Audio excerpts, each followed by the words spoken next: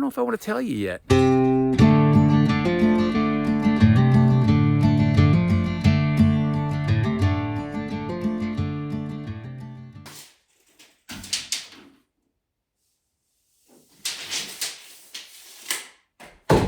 Welcome to Life on the Moose. Welcome back if you've been here before. If this is your first time ever stopping by the channel, it's probably the best decision you've ever made in your life.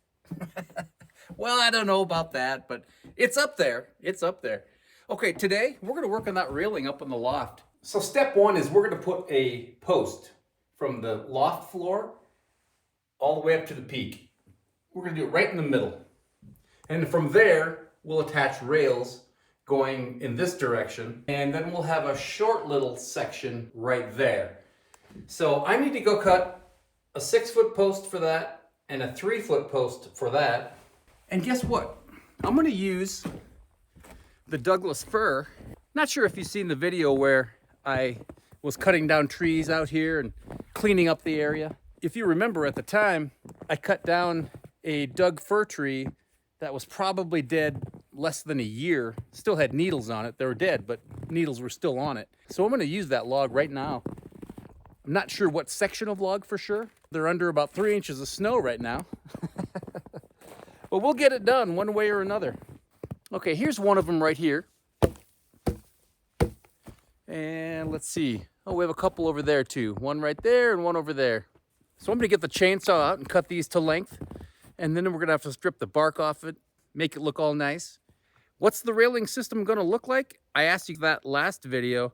You know, I never tallied it up exactly, but I read through every comment, about 50-50. Which one are we going to choose? I don't know if I want to tell you yet. No matter which direction we're going to go, whether it's the steel pipe method or the branches, either way it's going to start with the same top rail and the same post. So we'll get that done this episode, and probably the next episode, then we'll get into the nitty-gritty of finishing up that railing. What a day. It's snowing right now. Pretty as a postcard, as they say. Okay, let's get cutting.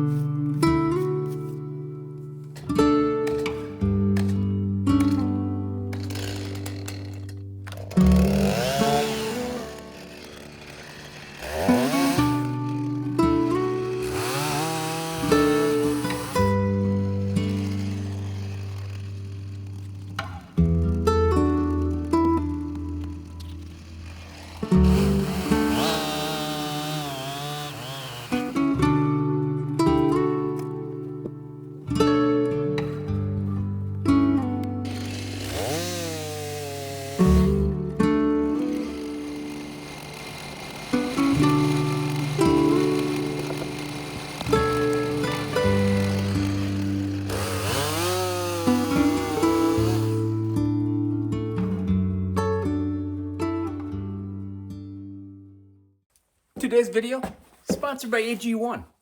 Have you tried it yet? Boy, I'm glad I did. And I'm glad AG1 comes in these handy travel packs. They don't have to be refrigerated, so I just throw them in my truck and I leave them there for times like this. When I'm on the go, which seems to be all the time, I just put water in my AG1 shaker and I take it with me. Then all I have to do is throw the packet in the water. Shakes up very easily. Tastes great. Kind of pineapple-ish. AG1 is the foundational nutritional beverage that, honestly, I drink it every day, no matter where I am. It supports my immune system. I have sustained energy, and because of the way the nutrients are absorbed into my body, I know my gut feels better. And that's a big deal. You should try it. Just click on the link in the description below, and you'll receive a free 1-year supply of D3K2 and 5 of these super handy travel packs free with your first purchase. So thank you, AG1, for sponsoring this video. Now let's get back to work.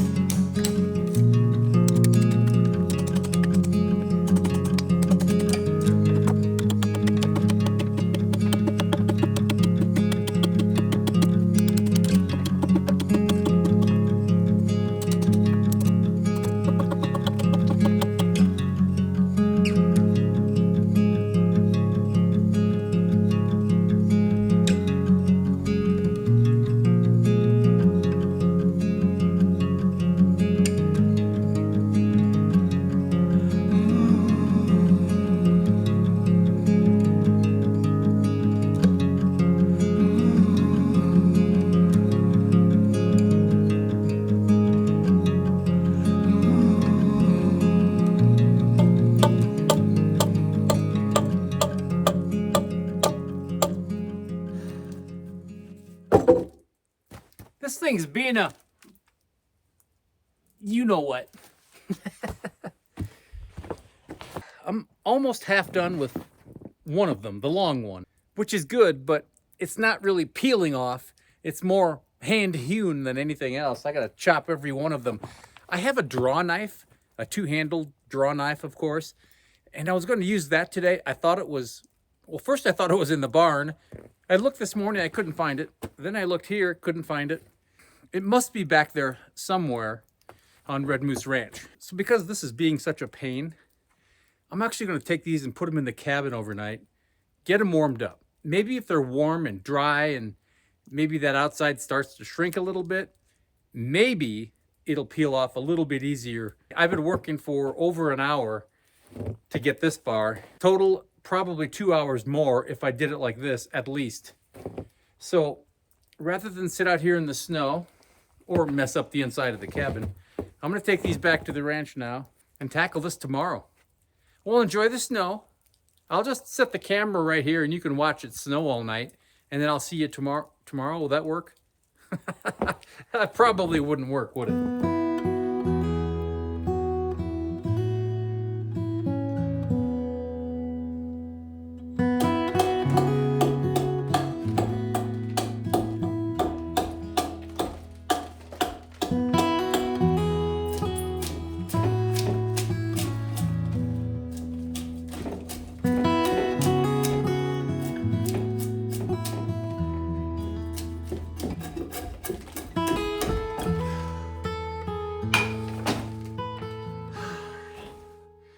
You're still here. Well, the bad news is nothing made a difference as far as temperature. These things are dry and 60 degrees right now. No difference at all as far as how easy it is for the bark to come off. But I did find this. Yeah, I found my draw knife. That's working the best of any method. So sometimes I need the old hatchet to get started. Sometimes I can use the old shovel and get underneath a strip or two, but rarely does it come up in anything bigger than this. So one way or another, this has to be done. You know, I could have went to the lumber yard and bought a post, bought a 4x4, bought a 6x6. Could have even bought a log somewhere probably. But this came off of our property. And yeah, labor intensive. Okay, I'm gonna grind through this. You wanna watch, right? Okay, all right. Well, I'll let you watch.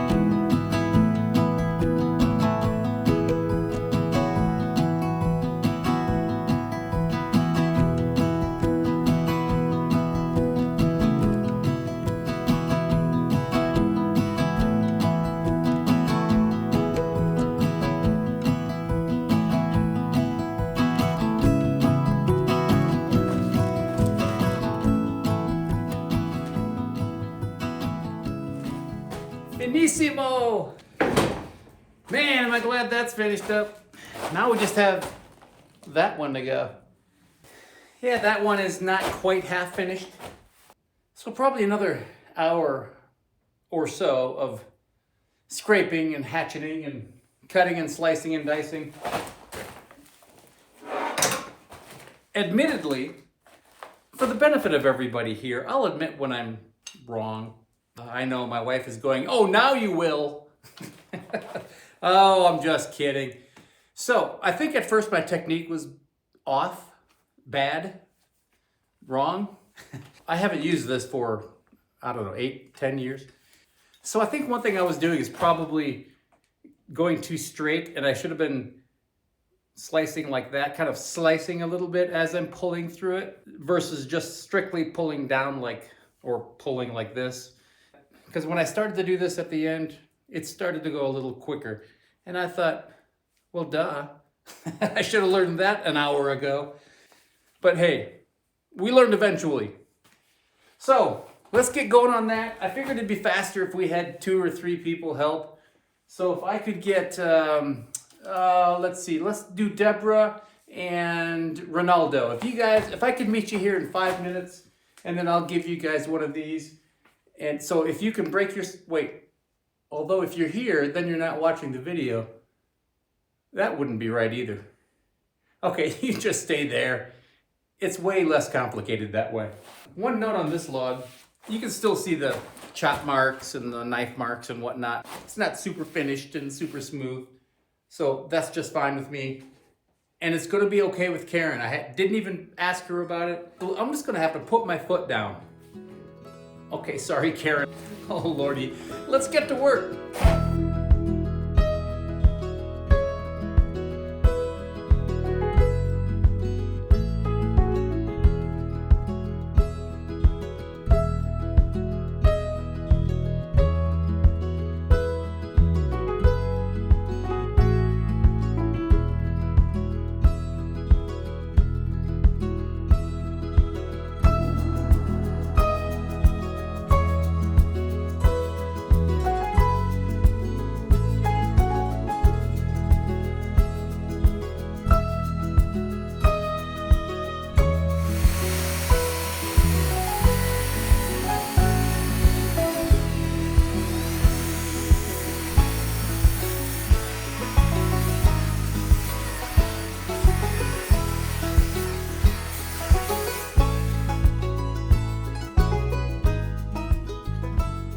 All right, finished it up.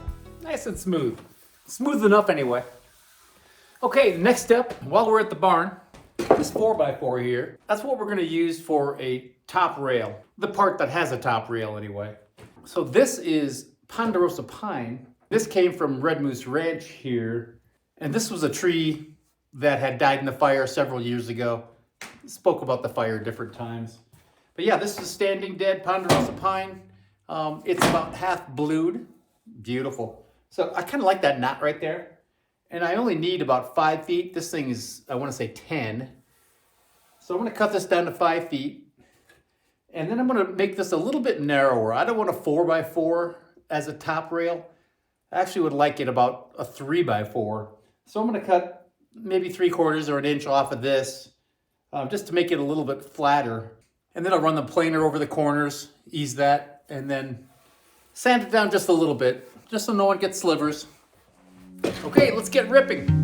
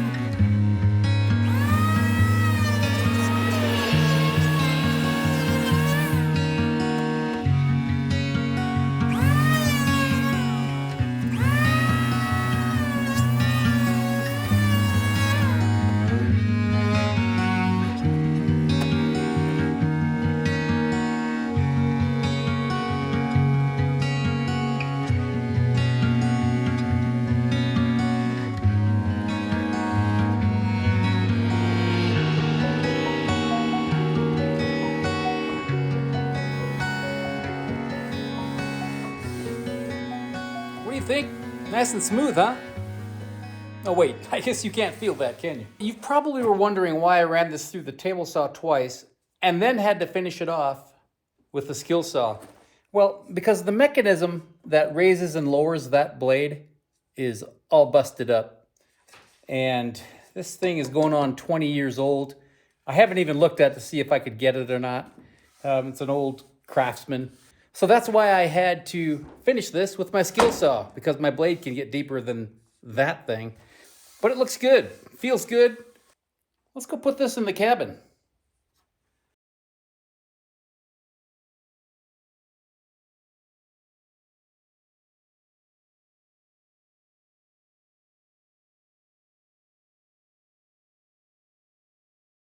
The bottom of the post is going to be notched so that the bottom of the log will be flush with the bottom of this floor joist. I'm going to notch a little saddle in the top so it can hug that ridge board up there. That way I can get a couple good screws in there. So let's cut up this long one, see if we can get it in the cabin. 248.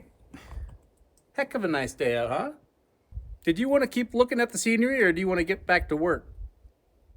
All right, I'll get back to work. Wow, you make me work too hard. So let's get back to work.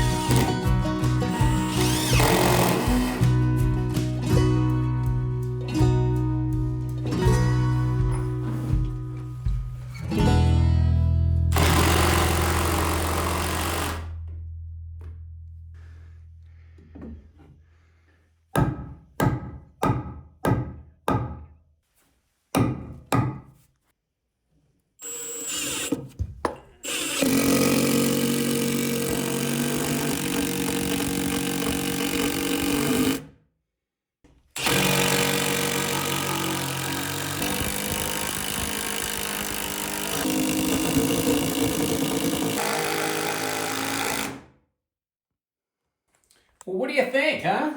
Look at that. It's up. It's not gonna go anywhere.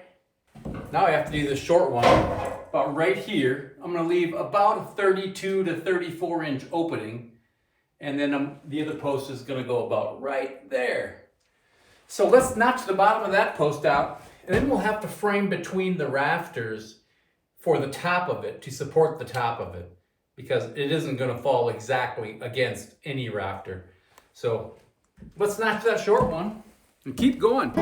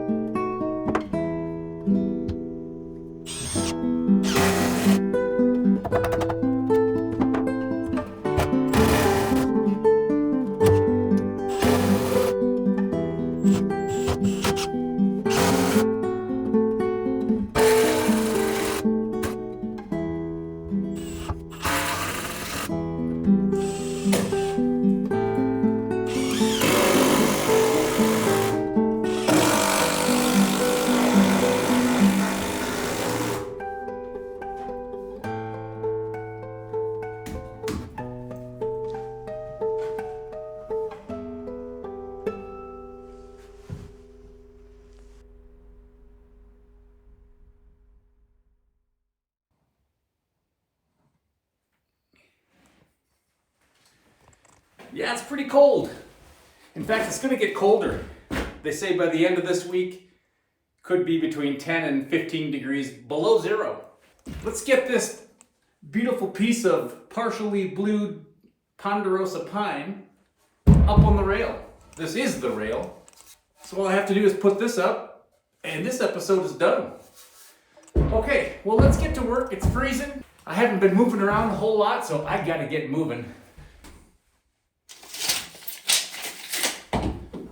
I mentioned a few times that this building isn't necessarily to code, but this handrail, I really do want to do what's the safest. I'm going to go ahead and put this top rail 36 inches all the way across. My understanding, it has to be between 36 and 42 to follow the rules and regs. So that's where this is going, and I'm just going to draw a level line. So that's going to be the top of the rail. I'm going to notch out this post so that the rail can inset about an inch. Okay, so that's good. So now I'm going to measure the length of this top rail. And this can be a little bit fluid because, like I did over here, I have to put a brace up to support the top rail. 40 inches it is.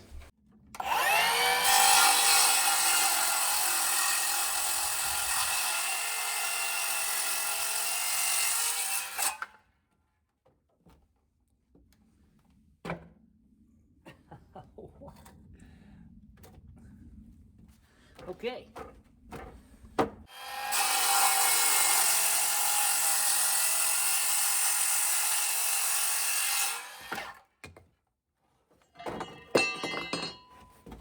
I got it.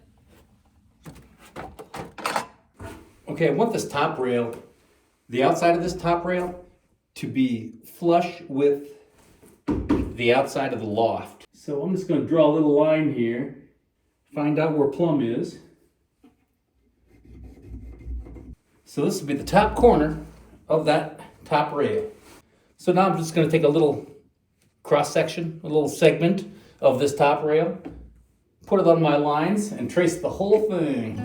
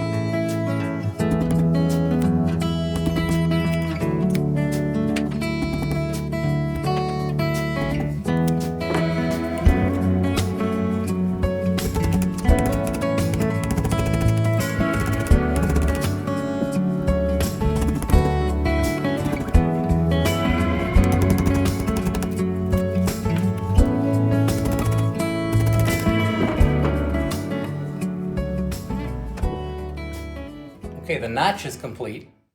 And I temporarily have my support bracket in here between the rafters. That's going to hold the other side of the top rail. So that's about level, but it's not screwed in yet, so I can still adjust it. So I'm going to go ahead and put this end in first and put a screw in there, and then I'll make sure everything's lined up and level.